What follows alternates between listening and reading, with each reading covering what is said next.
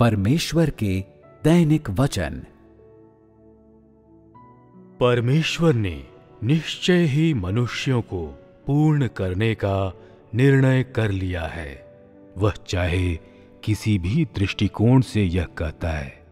सब बातें इन लोगों को पूर्ण बनाने के लिए हैं। आत्मा के दृष्टिकोण से कहे गए वचन मनुष्यों के समझने में कठिन होते हैं और मनुष्यों को उन पर अमल करने का मार्ग नहीं मिलता, क्योंकि मनुष्य की ग्रहण करने की क्षमता सीमित है। परमेश्वर के कार्य के विभिन्न प्रभाव होते हैं और उसके कार्य के प्रत्येक चरण का एक उद्देश्य है। साथ ही मनुष्यों को पूर्ण बनाने के लिए उसे अलग अलग दृष्टिकोण से बात करनी होगी। यदि वह केवल पवित्र आत्मा के ही दृष्टिकोण से बातचीत करे तो परमेश्वर के कार्य का यह चरण पूरा नहीं हो सकता है। उसके बात करने के ढंग से तुम जान सकते हो कि वह इस जन समूह के लोगों को पूर्ण करने के लिए दृढ़ संकल्पित है। यदि तुम परमेश्वर के द्वारा पूर्ण बनाए जाने की इच्छा रखते हो तो तुम्हें पहला कदम क्या लेना चाहिए? सबसे पहले तुम्हें परमेश्वर के काम के बारे में जानना चाहिए, क्योंकि नए नए साधनों का उपयोग किया जा रहा है। एक युग एक दूसरे युग में बदल गया है। परमेश्वर जिन साधनों के द्वारा काम करता है वे भी बदल गए हैं और परमेश्वर जैसे बोलता है उसमें भी बदलाव आया है।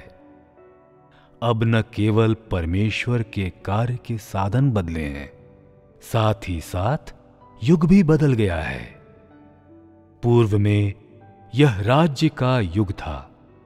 इसमें जो कार्य था वह परमेश्वर से प्रेम करना था। अब यह सहस्त्राब्दिक राज्य का युग है, वचन का युग, अर्थात वह युग जिसमें परमेश्वर मनुष्यों को पूर्ण बनाने के लिए बहुत तरीकों से बोलता है और मनुष्य को आपूर्ति करने के लिए विभिन्न दृष्टिकोणों से बोलता है। जैसे जैसे समय सहस्त्राब्दिक राज्य के युग में बदला, परमेश्वर ने मनुष्यों को पूर्ण बनाने के लिए वचन का उपयोग करना आरंभ कर दिया।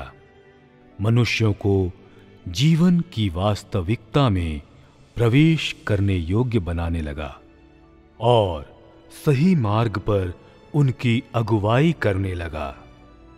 मनुष्यों ने परमेश्वर के कार्य के बहुत से चरणों का अनुभव किया है और यह देखा है कि परमेश्वर का कार्य बिना बदले नहीं रहता, बल्कि यह कार्य लगातार बढ़ता और गहरा होता जाता है।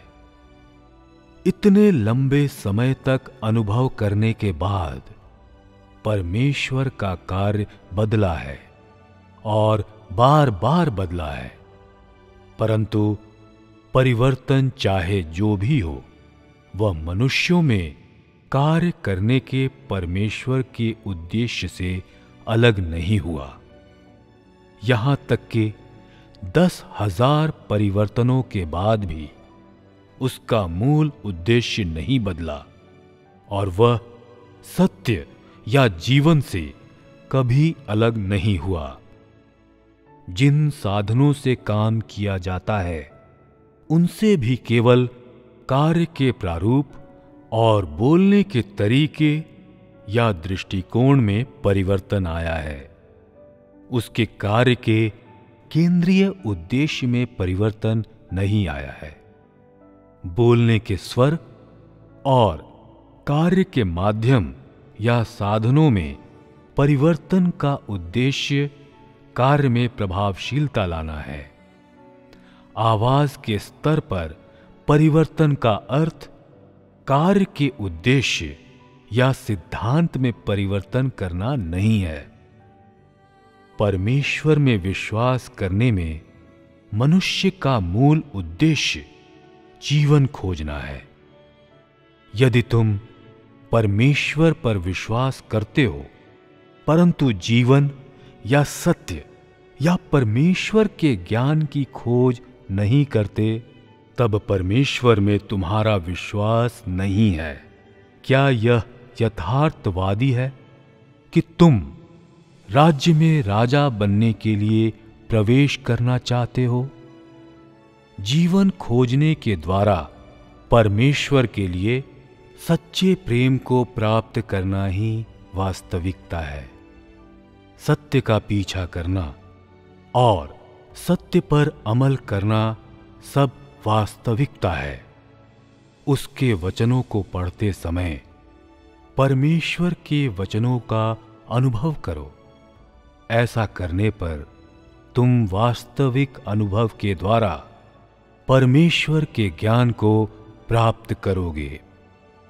यही वास्तव में सच्चा अनुसरण है।